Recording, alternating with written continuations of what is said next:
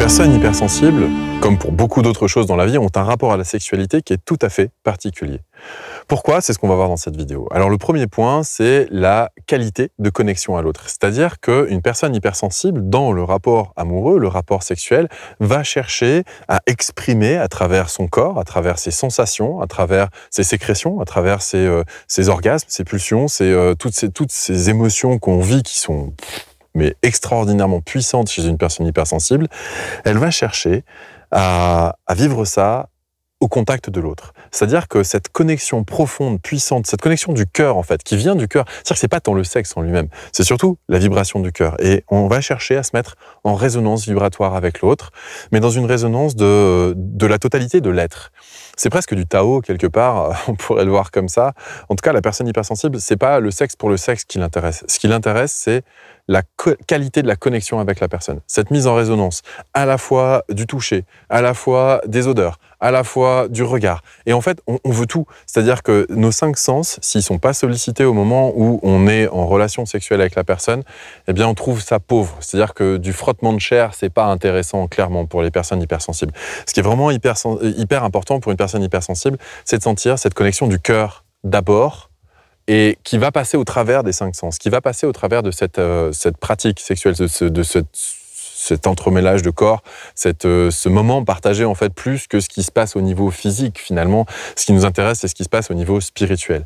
Et donc on va chercher cette profondeur de connexion, et donc cette profondeur de connexion à l'autre qui passe pas par la profondeur, ne voyez pas un mauvais jeu de mots dans ce que je suis en train de dire, mais qui passe par une connexion pleine et entière de la stimulation de chacun des 5 sens, et j'insiste bien sur chacun des 5 sens, avec une amplitude qui vient atteindre le seuil avec lequel on se sent submergé quelque part, avec lequel on va pouvoir s'abandonner en tant qu'hypersensible à cet amour avec un grand A, cet amour spirituel, cet amour divin, cette mise en résonance, cette puissance de la mise en résonance avec l'autre.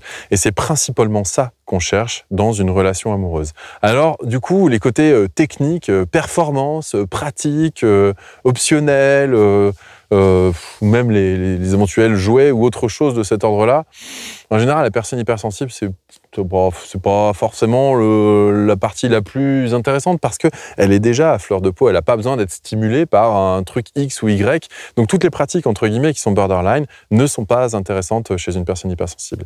Ce qui fait aussi que la personne hypersensible a une sexualité qui est souvent déçue par rapport à la majorité des gens qu'elle rencontre qui ne sont pas hypersensibles, parce que, eh bien, à ce moment-là, ça va être, oui, peut-être une forme de performance, de technique, de vouloir absolument prendre le contrôle sur l'autre, parce qu'il y a souvent ça aussi dans les relations amoureuses sexuelles, je ne sais pas si vous avez remarqué, ça c'est relations dominantes-dominées. On va chercher à dominer l'autre, on va chercher, ou alors on va chercher à se faire dominer, etc., pour s'abandonner.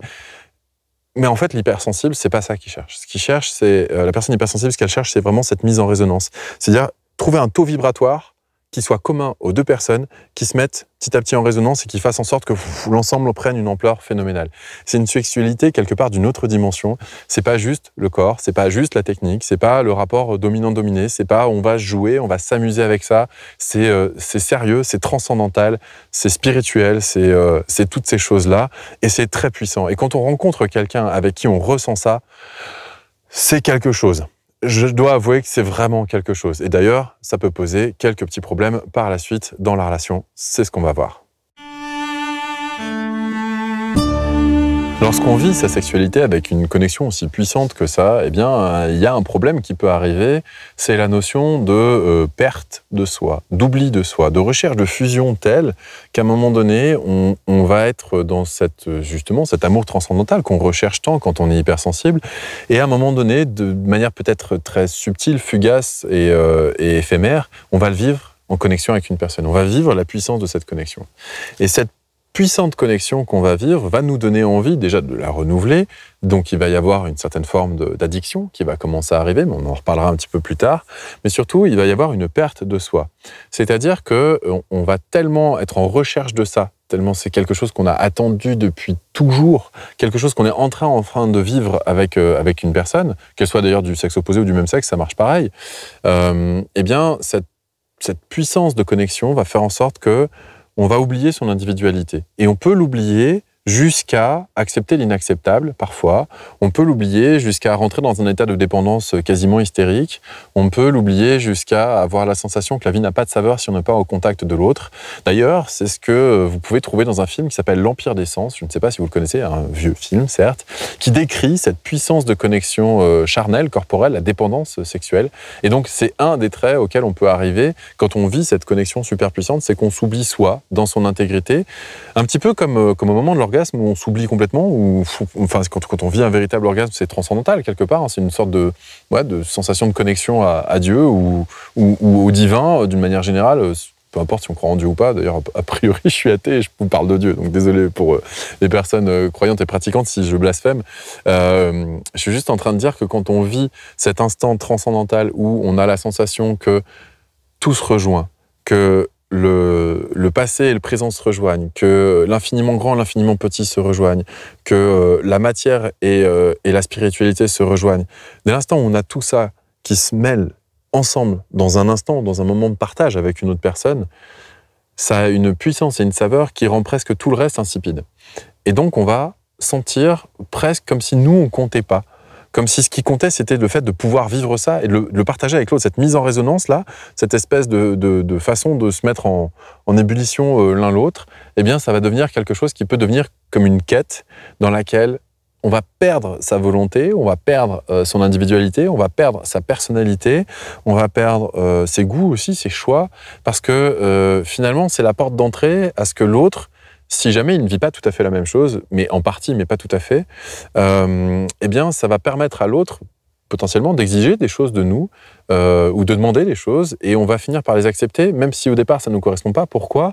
Eh bien, parce que ce qu'on recherche avant tout, c'est la puissance de la connexion. C'est vraiment ça qui est fondamental quand on vit une relation sexuelle d'hypersensible, une relation hyper intense. Cette hyper intensité amène à une forme de fusion, et la fusion amène à la perte de son individualité. Donc, si on perd son individualité, ça veut dire qu'on s'oublie, on s'abandonne complètement à l'autre, et dans cet abandon, il y a aussi l'abandon complet de soi. Mais si on s'abandonne complètement, ben, ça veut dire qu'il n'y a plus personne. Il n'y a plus personne pour diriger notre système, pour mettre des limites, pour accepter ou ne pas accepter, pour évaluer si c'est OK ou si c'est pas OK. Et donc, à un moment donné, il y a une ouverture qui est telle qu'elle peut devenir dangereuse en fonction de la manière dont la personne en face va la considérer, se comporter et la direction dans laquelle elle va nous emmener, parce que vu qu'on perd toute notre individualité, on est prêt à la suivre à peu près n'importe où, et même dans des endroits dans lesquels on n'aurait jamais osé aller ou qui ne nous correspondent pas du tout par rapport à nos goûts, notre personnalité ou autre. Et donc au début, si dans la relation on vit cette fusion-là, et qu'on est en recherche de ça par la suite et qu'elle n'est plus là, eh bien, on va aussi chercher à rattraper la relation à travers cette connexion si particulière.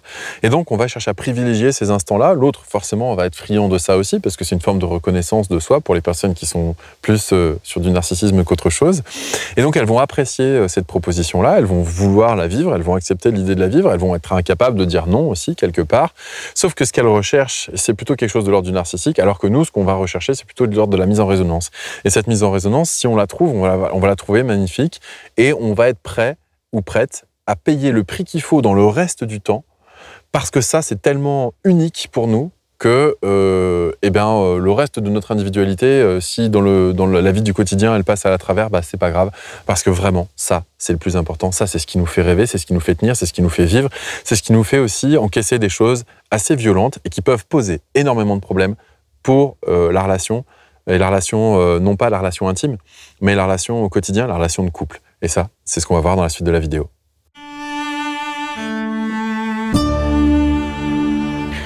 Un autre aspect qui peut être problématique dans la façon dont les hypersensibles vivent leur sexualité. Alors, si vous n'êtes pas hypersensible, vous allez peut-être être intéressé par cette partie-là de la vidéo. Si vous l'êtes aussi, j'imagine, bien sûr. C'est la notion de spiritualité. C'est-à-dire que dans la sexualité, il y a comme une connexion à l'énergie vitale, puisque c'est par là qu'on transmet l'énergie vitale, donc il y a une connexion au divin quelque part. Et beaucoup de personnes hypersensibles ont une sensation de connexion forte au monde spirituel, au monde du sensible. Et en effet, elles vont capter le moindre petit détail. Ce qui veut dire aussi que, eh bien, dans la recherche de connexion à l'autre, il y a une recherche aussi de mise en résonance de la spiritualité, et pas uniquement du corps ou des 5 sens. Il y a aussi tout le reste de notre âme, de notre être, qu'on cherche à mettre en résonance avec l'autre. Et quand on a cette sensation-là avec une personne, on dit souvent qu'on a rencontré notre flamme jumelle ou notre âme sœur, ou bref, ce genre de considérations qui peuvent arriver. Et là, ça pose un problème énorme. Alors, c'est quelque chose de grisant, hein, c'est quelque chose d'extraordinaire à vivre, mais ça peut poser un problème énorme, qui est le problème de laisser à l'autre son propre chemin de vie. Parce que dès l'instant où on considère qu'on a déterminé voilà, qu'on est flamme jumelle ou qu'on est âme sœur, ça pose un gros problème de liberté de l'autre, parce que quelque part, on va être hyper connecté à l'autre. On va même capter, grâce au subtil, des tas de choses que l'autre ne capte pas. On peut avoir des sensations de télépathie parfois, on peut avoir des sensations où on va pouvoir anticiper ce qui va se produire dans la vie de l'autre. Et cette anticipation va faire en sorte que nous, en tant qu'observateurs, on va avoir des clés sur ce que l'autre est en train de vivre, que l'autre n'a pas forcément envie de partager déjà parfois, qui peut poser aussi un problème par rapport à, j'ai envie de dire, la légitimité de son propre chemin spirituel. Parce que comme on capte des choses de l'autre, et notamment grâce à cette sexualité exacerbée, eh bien, on va pouvoir sentir quand, au niveau vibratoire, quelque part, il va se détacher de ce que nous, on perçoit.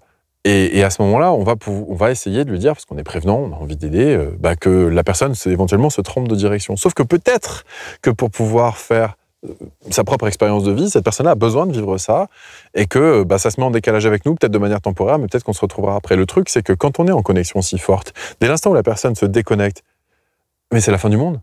Et on est super mal. Et on le vit très mal. Et ça peut créer des jalousies phénoménales, mais des jalousies spirituelles. C'est ça qui peut paraître complètement absurde. C'est-à-dire qu'on n'en a rien à faire que la personne, on la voit pas pendant 2 semaines, 3 semaines ou 1 mois. Ça, c'est pas forcément gênant. C'est pas le matériel qui pose problème chez les personnes hypersensibles, bien que ça puisse poser un problème personnel de régulation de ses propres émotions. Mais sur le concept, en tout cas, ce qui nous pose problème, c'est le fait que l'autre puisse se connecter spirituellement à une autre personne. Donc on rentre dans une espèce d'ego spirituel, quelque part, de jalousie spirituelle, parce qu'il y a cette super forte connexion sur le plan de la sexualité.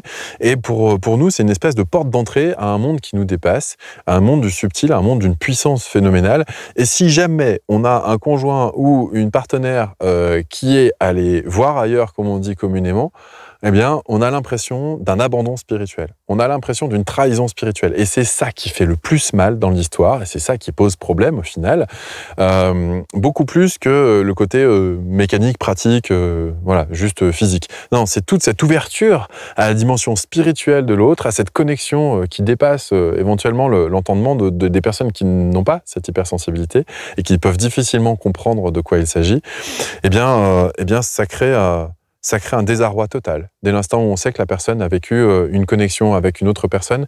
Et j'ai même envie de dire que ça fait encore plus mal, même s'il n'y a pas eu d'activité sexuelle ou physique, mais si on sent que la personne s'est détachée de nous pour aller se connecter avec quelqu'un d'autre. Et ça, c'est vraiment quelque chose qui est fortement problématique. C'est un petit peu comme si on avait une aura autour de nous, et puis qu'on avait créé des passerelles entre nos auras et qu'on se sentait connecté. Et même quand on est à distance, on se sent connecté. Et donc là, on est dans cette espèce de fusion dont je parlais tout à l'heure, cette espèce de façon d'être en connexion avec l'autre. Et du coup, ça nous rassure, ça nous fait du bien, ça nous permet de nous harmoniser. On sent qu'on est en connexion, que l'énergie est fluide, que tout va bien. Oui, mais si cette personne-là se connecte avec une autre personne sur le plan spirituel, là, ça commence à être dramatique pour nous, parce qu'on perd notre unicité, on perd notre exclusivité, on a surtout peur de perdre la personne avec laquelle on est capable d'être dans cette relation fusionnelle, cette relation d'oubli de soi. On est obligé d'être sur un retour à soi qui est presque violent, parce que on se rend compte de notre solitude, on se rend compte qu'on est seul à devoir gérer notre propre vie et qu'on ne peut pas faire cette confiance qu'on faisait de manière aveugle à l'autre, et que ça pose un problème, j'ai envie de dire, sur la spiritualité, mais la spiritualité liée à la sexualité. Et les deux mis ensemble, c'est problématique. C'est-à-dire que quand on est hypersensible et quand on a un rapport avec des gens et qu'on n'a pas eu de relation sexuelle, on peut sentir une connexion avec d'autres personnes. Et c'est puissant d'ailleurs au passage. Et il n'y a pas forcément besoin de cette sexualité-là. Simplement, quand on rajoute la sexualité, c'est comme si on rajoutait une dimension de pulsation en plus, qui fait que il y a une espèce de possessivité inconsciente qui se met en place par rapport à ce que peut vivre ou ne peut pas vivre l'autre, et une perte de sens totale de tout son être dès l'instant où on était dans cette relation fusionnelle et l'autre est parti vivre autre chose, une autre connexion spirituelle avec quelqu'un d'autre. Et ça fait un vrai mal de chien. Et ça, c'est vraiment très compliqué à dépasser. C'est pour ça que les personnes hypersensibles sont souvent les plus assujetties à la dépendance affective et notamment à la dépendance sexuelle. Et c'est ce qu'on va voir tout de suite dans la suite de la vidéo. Alors la dépendance sexuelle n'est malheureusement pas l'apanage uniquement des hypersensibles, ça peut arriver à beaucoup de gens. Simplement, chez les personnes hypersensibles, elle revêt quelque chose de, j'ai envie de dire, presque du sens de l'existence. C'est-à-dire que quand on a trouvé un partenaire ou une partenaire avec laquelle cette partie-là de l'être peut s'exprimer pleinement, eh bien, on va avoir envie de le revivre encore et encore et encore et encore, comme si c'était finalement le Graal de l'existence, de trouver cet amour transcendantal, cet amour où on s'oublie, cet amour où on se connecte à l'autre, cet amour divin, cette pureté de l'être, quelque part, eh bien, on la ressent quand on s'oublie soi, quand on oublie le monde, et quand on arrive à se connecter à l'autre pleinement. Et cet instant fugace d'éternité, on a envie de le renouveler encore et encore et encore. Et c'est ce qui donne cette dépendance sexuelle parfois. Et cette dépendance, comme son nom l'indique, puisque c'est une dépendance, eh bien, on va être capable, pour pouvoir accéder à ça, de trahison de principe, de trahison de valeurs phénoménaux derrière. Un petit peu comme une personne qui est dépendante, je sais pas, au crack, à l'héroïne ou autre, qui va être capable, à un moment donné, de franchir les barrières, d'aller voler dans le portefeuille de sa propre famille, d'aller peut-être même dépouiller des gens parce que simplement elle a besoin de son fixe. Ben là, c'est presque pareil, alors sans forcément tomber aussi loin, hein, bien sûr, toute proportion gardée, mais cette recherche de cet instant fugace peut se faire au prix d'énormes sacrifices de la personne hypersensible parce que quand elle est en relation avec l'autre, si elle a connu cet instant, à un moment donné, ça reste imprimé dans tout son être, ça reste tellement imprimé que la personne va n'avoir qu'une seule envie, c'est de renouveler cet événement. Et comme toute addiction, on en veut encore, et on en veut encore plus, et c'est jamais suffisant. Et c'est une porte d'entrée à la manipulation parce que l'autre va sentir qu'on est en demande, et comme on est en demande, eh bien, on a besoin, et comme on a besoin, eh bien, il y a un levier d'action sur soi, et on va pouvoir éventuellement, à travers des remarques déplacées, à travers des pics, à travers même pousser le bouchon un petit peu plus loin, c'est-à-dire qu'il y a certaines personnes qui vont pouvoir accepter qu'il y ait des choses hallucinantes qui se produisent. Mais ça, on y viendra juste après. Mais cette dépendance sexuelle, non pas dans la relation ce qu'elle implique, mais pour soi ce qu'elle implique, eh bien, ça fait en sorte aussi parfois qu'on a la sensation que notre vie est fade. C'est-à-dire qu'il n'y a que ces moments-là qui ont de la valeur et que tout le reste est absolument insipide. Un petit peu comme si vous mangiez un plat avec que du sel et vous adoriez le sel. Dès l'instant où vous mangez un plat sans sel, pour vous, il n'a pas de goût. Ben là, c'est un petit peu pareil. Tous les événements de la vie n'ont aucun sens s'il n'y a pas cette connexion-là. Et en effet, on se dit que si on n'a pas l'amour, on n'est rien, on vit rien. Ça me fait penser dans Bleu de Kieslowski, il y a une phrase qui dit si je n'ai pas l'amour, je ne suis qu'airain qui résonne. Et en effet, on a la sensation qu'on n'est rien quelque part, si on ne connaît pas cette vibration-là, qui est la quête de toute notre vie d'avant, et puis à un moment donné, on la vit, on la ressent, et là on se dit « waouh, c'est extraordinaire ». Le problème de cette mise en résonance, c'est que ça crée certes de la dépendance sexuelle, et c'est problématique, mais ça crée aussi la mise en résonance de failles. Et ces failles, elles peuvent se retrouver aussi, alors dans la sexualité, ça peut donner à dire des choses assez violentes parfois, mais ça peut, enfin violentes dans tous les sens du terme violent, hein, et ça peut aussi parfois poser problème dans la suite de la relation. C'est-à-dire qu'au début, c'est magnifique, c'est magique, c'est transcendantal, et puis au bout de 3 mois ou 3 ans, eh ben, il peut y avoir quand même un gros problème qui commence à arriver parce que cette recherche de fusion, elle se fait souvent au détriment de soi. Pourquoi? Parce que soit on sent bien qu'il y a des choses qui vont pas en nous, il y a des blessures, des carences d'enfance, des choses, etc., qui sont pas résolues, et on croit qu'on va pouvoir fuir tout ça pour rentrer dans la fusion à l'autre. Et rentrer dans la fusion à l'autre nous le fait oublier l'espace d'un instant, mais on peut pas malheureusement quitter qui on est, on peut pas changer de code génétique, on peut pas changer notre vécu, et donc notre vécu à un moment donné nous rattrape dans cette fusion-là, et on est obligé de se détacher pour aller s'occuper de ce qui pose problème en nous, mais sauf que on a le souvenir de cette fusion-là, et donc ça, on n'a pas envie de s'en occuper. Et l'autre n'a pas envie de s'en occuper non plus. Et du coup, ça se met en résonance, et c'est là où ça explose. C'est là où les couples d'hypersensibles, les deux ensemble, deux hypersensibles ensemble, au début, c'est magistral, et après, au bout d'un moment, ça peut être dramatique. Mais vraiment dramatique. Ça peut pousser les gens au suicide. On peut aller jusque-là, parce que quel est le sens de la vie si on perd la puissance de cette connexion? Ben, on a du mal à répondre à cette question. Pour autant, la connexion à l'autre, même si elle est magnifique et magistrale, si on arrive à développer la connexion à soi, là, il y a quelque chose aussi d'extraordinaire qui commence à se mettre en place. Non pas dans un amour narcissique, c'est pas ce que je suis en train de dire, mais sentir la vie qui pulse en soi, sentir cette puissance de vie qu'on a en nous, cette capacité d'agir, cette capacité d'apporter du beau dans le monde, d'apporter ce qui nous parle, ce qui nous met en résonance, et bien de prendre ça et de le mettre dans le monde à disposition de tous. C'est ce que j'essaie de faire avec ces vidéos-là, avec ces partages de décors que j'essaie de faire là. Ça participe à ça pour moi. Quand je regarde le monde, je suis émerveillé. Depuis que je suis tout petit, ça n'a jamais changé. Et cette vision de la nature et de l'harmonie du monde, j'ai envie de la partager au plus grand nombre. Et je sais qu'il y a plein de gens qui sont hypersensibles et qui vivent en ville et qui ne peuvent pas avoir ça. C'est une manière de le partager. Alors bien sûr que j'apprécie aussi ce partage spécifique et unique avec des relations plus intimes. Ceci étant, il n'y a pas que ça. Et le problème, c'est ce que j'essaie de vous montrer avec cet exemple. Et le problème, c'est quand on considère qu'il n'y a que ça devient très problématique de trouver un sens à sa vie pour le reste. Et ça se trouve, ce sens à sa vie. On peut construire quelque chose grâce à notre hypersensibilité et contribuer à un monde qui s'harmonise davantage. En tout cas, c'est ce que je cherche à faire et c'est ce que je vous souhaite de faire aussi si vous êtes hypersensible.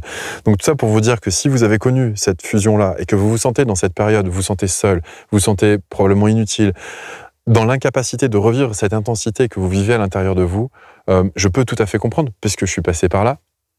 Mais je peux vous dire qu'il y a aussi un autre chemin à emprunter qui, au prime abord, paraît insipide, fade, qui ne fait pas envie du tout, mais qui, petit à petit, commence à revêtir non pas la puissance j'ai envie de dire, de cette mise en résonance qui nous fait monter au firmament, mais la puissance de la force tranquille, la puissance de la vie en soi, et non pas la puissance de la connexion à l'autre. Cette puissance de la vie en soi, elle existe. Et heureusement qu'elle est là.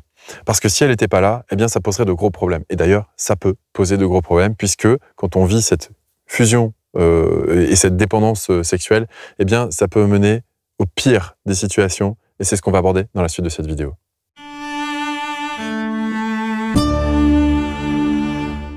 Cette pire des situations, c'est ce dont je vous parlais tout à l'heure, presque. En tout cas, je vous ai dit qu'on en parlerait un petit peu plus tard. C'est quand on est dans la relation sexuelle et qu'on accepte l'inacceptable parce qu'on est dépendant de cet instant fugace d'hyperconnectivité qui remplit de bonheur et qui donne un sens complet à la vie de la personne hypersensible. Quand on est dans ce moment-là de connexion, même si c'est très éphémère et et qui peut paraître quelque part futile à l'échelle d'une vie, c'est ce qui donne tout le sens. C'est le sel de la vie quelque part, c'est ce qui donne tout le sens à la vie d'un hypersensible. Non pas qu'on adore le sexe pour le sexe, mais que c'est vraiment cette mise en résonance de cœur qu'on recherche avec la personne et qu'on ressent parfois avec la personne. Et c'est tous nos sens qui nous débordent et c'est toutes ces informations-là qui font en sorte que il y a quelque chose d'extraordinaire qui se passe en soi. Chez une personne hypersensible qui d'habitude ressent les névroses du monde, ressent la difficulté du monde, ressent cette souffrance, cette peine de l'humanité, et à ce moment-là, il n'y a plus tout ça. Et ça fait un bien fou, en fait. Parce que le reste du temps, on est triste, on ressent cette tristesse, on ressent cette colère, on ressent cette violence. On n'a pas envie de faire partie de ce monde. Alors, dans ces instants, aussi fugaces soient-ils, aussi petits soient-ils, où on ressent cette hyperconnexion à l'autre, ça donne simplement un sens énorme à tous ces moments de doute, de peur, de souffrance et de difficulté sur le reste de notre existence. Alors, pour pouvoir avoir ce petit instant, on est capable d'accepter parfois tout et n'importe quoi. Et c'est là où ça commence à poser un danger, surtout si on a eu dans nos carences d'enfance des situations d'abus. Parce que ça veut dire qu'on est dans des réflexes d'abuser. Si on est hypersensible et qu'on est dans des réflexes d'abuser, ça veut dire qu'on est capable d'accepter de la part de l'autre l'inacceptable. Qu'est-ce que j'entends par l'inacceptable? Ce qui vient porter atteinte à notre intégrité. Notre intégrité, c'est quelque chose qui est assez complexe pour les gens qui ont vécu des situations d'abus. Elle se situe sur plein de plans différents. Ça se situe sur le plan spirituel, sur le plan physique, sur le plan financier, mais sur le plan corporel aussi et sur le plan sexuel, bien sûr. Alors, quand on est face à une personne avec laquelle on ressent cette connexion super forte, et que cette personne est dans une logique narcissique et non pas une logique de mise en résonance de cœur, alors que nous, on est dans cette recherche de mise en résonance de cœur, pour pouvoir atteindre ça, on va être prêt à accepter tout et n'importe quoi. Un autre partenaire dans le lit, par exemple, des pratiques borderline, pourquoi pas, des pratiques violentes, pourquoi pas, des pratiques de soumission totale, pourquoi pas. En fait, on s'en fout. C'est-à-dire que c'est notre corps qui vit ça, c'est pas important. Ce qui est important, c'est cette mise en résonance du cœur. Et c'est pas qu'on aime ça, c'est pas qu'on est attiré par ça, c'est pas qu'on a envie de vivre ça, c'est que, ouais, si ça peut amuser l'autre, tant qu'on est connecté au cœur, c'est ce qui compte pour nous. Et du coup, on est capable d'accepter l'inacceptable. On est capable d'accepter aussi que notre partenaire ait des doubles vies. On est capable aussi d'accepter que notre partenaire puisse, et ça je l'ai déjà vu, aller avoir des rapports sexuels avec notre sœur jumelle ou notre frère jumeau. Pourquoi? Parce qu'il y a cette hyperconnectivité entre les jumeaux quelque part. Alors si c'est des jumeaux qui en plus sont hypersensibles, elles ont presque envie de partager cette expérience-là. Ça peut paraître fou, pour autant ça peut exister. Est-ce que c'est acceptable? Je ne sais pas. Après, à chacun de déterminer ce qui est acceptable ou ce qui n'est pas acceptable. Mais pour moi, ce qui n'est pas acceptable, c'est pas tant ce genre de situations qui peuvent paraître abracadabrantes, mais qui pour autant peuvent exister et peuvent être compréhensibles quelque part. Pour moi, ce qui est inacceptable, c'est ce qui porte atteinte à l'intégrité. C'est-à-dire que si jamais pour atteindre cet instant éphémère de transcendance, et je dis bien et éphémère et transcendance, parce que les deux sont d'une fugacité et d'une puissance, les deux cumulés ensemble, c'est juste quelque chose d'assez hallucinant à vivre. Et bien, dès l'instant où on vit ça, ça devient très compliqué de savoir où se situe la limite de ce qu'on est prêt à accepter ou pas, tellement on a passé notre vie à attendre ces moments-là, et tellement c'est ce qui donne du sens à toute notre existence. Le problème, c'est quand ça se fait au détriment de notre propre intégrité. Parce que notre propre intégrité, c'est finalement notre royaume qu'on a besoin de protéger. Et si on ne protège pas ce royaume-là, eh bien nos ressources vont commencer à être pillées, notre estime de nous va commencer à diminuer, on va être prêt à accepter tout et n'importe quoi, on va se perdre, on va se poser des questions sur notre propre santé mentale au bout d'un certain nombre de mois ou d'années, et on va se demander si c'est pas l'autre qui avait raison et nous qui avions tort, parce qu'on a souvent une faible confiance en ce qu'on perçoit quand on est, enfin ce qu'on perçoit, on a une très forte confiance quand on est hypersensible, mais une faible confiance sur notre perception de nous-mêmes. C'est-à-dire qu'on perçoit le monde avec une acuité, mais vraiment acerbe, alors que nous-mêmes, on a énormément de doutes sur nous quand on est hypersensible. Et donc, on va prendre ce que l'autre nous renvoie comme jeu de miroir, et si ce qui nous renvoie, c'est quelque chose d'abusif par rapport à notre intégrité, ben, on va intégrer le message au fur et à mesure des mois ou des années que ouais, on mérite d'être abusé, que c'est notre place, c'est normal, quoi, quelque part. Non, en fait, non, pas du tout. C'est pas du tout normal. Et il y a bien sûr moyen de vivre son hypersensibilité tout en étant dans le respect de soi et d'affirmer ses limites. C'est-à-dire la connexion à l'autre, oui, la connexion transcendantale, oui, mais pas à n'importe quel prix, pas au prix de ma propre existence. C'est-à-dire que la mise en résonance du cœur, malheureusement, ne peut pas se faire avec tout le monde sur cette planète. Il y a des gens qui ne sont pas encore à ce degré-là d'avancement, qui sont plus dans l'énergie du manque et qui ne sont pas dans l'énergie de mise en résonance. Ou alors, c'est leur manque, leur faille ou leur névrose qui vont se mettre en résonance. Et pour moi, on ne peut se mettre en résonance avec notre hypersensibilité que lorsque nous-mêmes, on a appris à apprivoiser cette hypersensibilité, qu'on ne cherche pas un refuge chez l'autre pour pouvoir fuir ce qu'on a du mal à vivre en soi et se connecter enfin à quelque chose qu'on a attendu comme le Messie. Pour moi, cette connexion là, elle est problématique dès le départ. Elle est symptomatique de quelque chose de type pathologique, à mon sens en tout cas, parce que ça a créé de la dépendance affective, ça crée une pathologie du lien derrière, ça crée une pathologie de la relation, puis ça crée surtout une déchéance quand la relation se termine. J'en suis passé par là, c'est pour ça que je me permets d'en parler. En effet, qui est, moi, j'arrivais même plus à faire mes courses, j'arrivais même plus à faire mon ménage, plus rien n'avait de sens, plus rien n'avait de saveur. C'était la fin du monde, c'était la fin de mon monde. Oui, c'était la fin de mon monde, c'est vrai. Et c'était la fin de ce monde d'illusions dans lequel j'imaginais que j'allais trouver un sauveur de mon âme quelque part. Et j'ai réalisé à ce moment-là que la seule personne qui pouvait sauver mon âme en tant que telle, c'était moi. C'est-à-dire que c'est mon chemin spirituel sur cette planète que d'essayer de rentrer le maximum en harmonie avec moi-même pour ensuite pouvoir apporter cette harmonie dans une relation à l'autre. Mais si moi je suis en disharmonie et que j'attends d'être en relation à l'autre pour être en harmonie, eh bien en fait, la seule chose que je veux mettre en résonance, c'est ma disharmonie, mais que je ne veux pas voir, sur laquelle j'étais en déni. Et donc depuis que j'ai travaillé là-dessus, que j'arrive à me mettre en harmonie, ce type de connexion, je le vis en effet. Je le vis avec des personnes qui sont harmonieuses elles-mêmes, et plus avec ces personnes qui sont dans une logique narcissique de rechercher, tirer la couverture à elles, là où moi je recherchais un sauveur ou une sauveuse. Et donc, où je rentrais dans ces relations de type pathologique. Donc, cette dépendance sexuelle peut amener jusqu'à accepter l'inacceptable. Et c'est ce que je ne vous souhaite pas. Moi, ce que je vous souhaite le plus, c'est de trouver ce chemin vers l'harmonie, de trouver ce chemin vers la transcendance dans la relation à l'autre et dans la mise en résonance avec l'autre. Non pas de nos failles ou de nos carences d'enfance, mais de cette énergie extraordinaire, cette énergie de vie qu'on a chacun en nous et avec laquelle on est encore plus connecté quand on est hypersensible.